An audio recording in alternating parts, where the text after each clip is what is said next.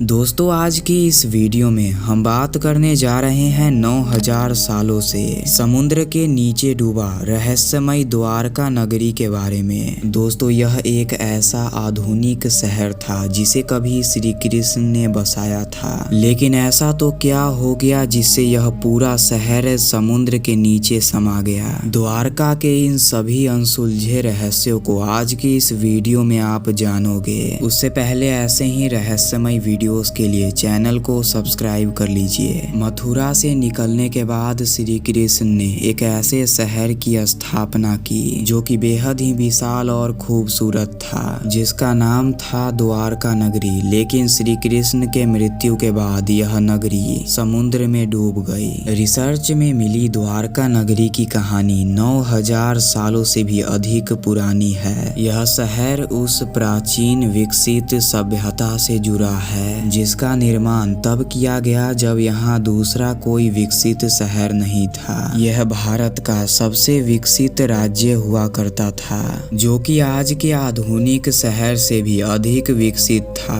पौराणिक समय की कई ऐसी कहानियां हैं जिसे आज हम केवल एक मिथ मानते हैं, लेकिन सच्चाई तो ये है कि धरती के विकास के साथ यह प्राचीन सभ्यताएं और पौराणिक इतिहास हमेशा के लिए समुद्र के नीचे दफन हो गया, जिन्हें लेकर आज भी खोज किया जा रहा है और जिन्हें देखकर वैज्ञानिकों के भी होश उड़े हुए हैं। समुद्र के नीचे खोज के दौरान कुछ ऐसे सबूत मिले हैं जो कि इन सभी पौराणिक मान्यताओं को सच साबित करता है। इन्हीं में से एक है द्वारका नगरी का रहस्य। हिमयुग के समाप्ति से नष्ट हुई द्वारका। कहा जाता है कि आज से करीब 9000 साल पहले हिमयुग की अंत हुई, जिसके बाद समुद्र की जल स्तर इस कदर बढ़ी कि कई विकसित शहर समुद्र में समा गए। इन्हीं में से एक तटवर्ती नगर द्वारका नगरी भी थी। कई लोगों का मानना है कि द्वारका नगरी को कृष्ण के देह त्याग के बाद जानबूझकर नष्ट कर दिया गया।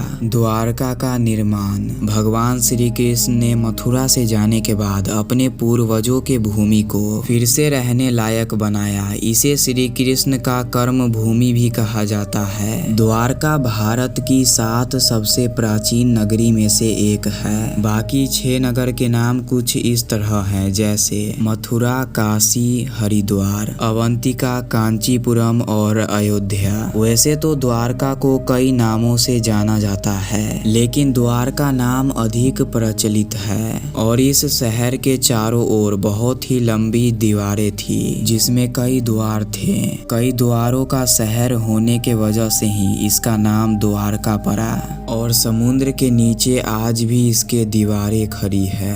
कृष्ण ने जब कंस का वध किया तो जरासंध ने कृष्ण और यदुवंशियों का नामो निशान मिटाने का ठान लिया। मौका मिलते ही वह बार बार मथुरा और यादवों पर आक्रमण करता रहा। धीरे धीरे उसके अत्याचार बढ़ते रहे, इसीलिए यादवों के रक्षा के लिए अंत में श्री कृष्ण ने मथुरा को छोड़ने का निर्णय लिया, जिसके बाद ही श्री कृष्ण द्वारका पहुँचे। अब जानते हैं श्री कृष्ण के देहांत के बाद द्वारका का क्या हुआ। कृष्ण अपने 18 नए कुल बंधुओं के साथ द्वारका पहुँचे। यहाँ सब लोग आराम से रहने लगे। समय बीतता गया और एक दिन ऐसा आया जब श्री कृष्ण ने अपना देह त्याग किया। यह वह दौर था जब यदुवंशी आपस में ही लड़ रहे थे। ऐसे में द्वारका पर समुद्र और आसमान से आक्रमण किया गया। कहते हैं कि श्री कृष्ण के मृत्यु के बाद उनके प्रपौत्र वज्रनाभ द्वारका के यदुवंशी के आखिरी शासक थे,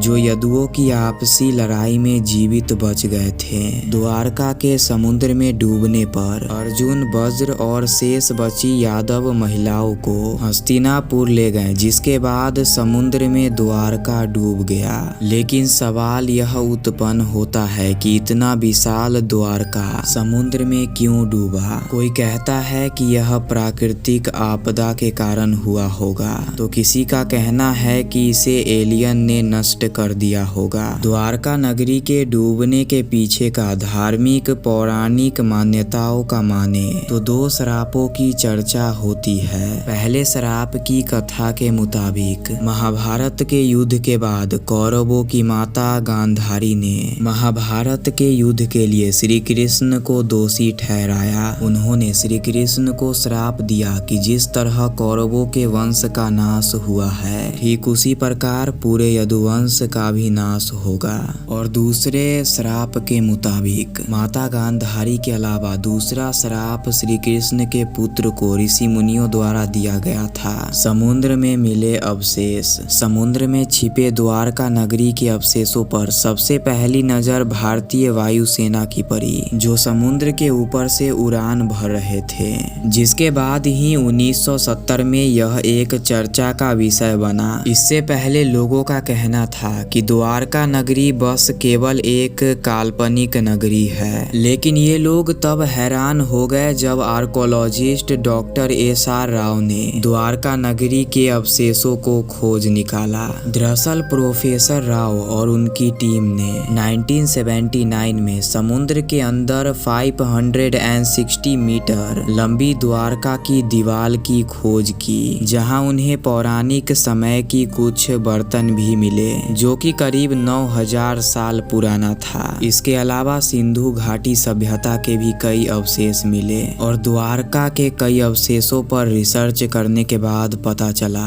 कि ये नगरी करीब 32,000 साल पुराना है और 9,000 सालों से पानी के अंदर डूबा हुआ है। इस पर आपका क्या कहना है कमेंट्स में जरूर बताएं। और ऐसे ही रहस्यमय वीडियोस देखने के लिए हमारे चैनल को सब्सक्राइब कर लीजिए। वीडियो पसंद आया हो लाइक करके शेयर कीजिए। मिलते हैं अगली वीडियो में।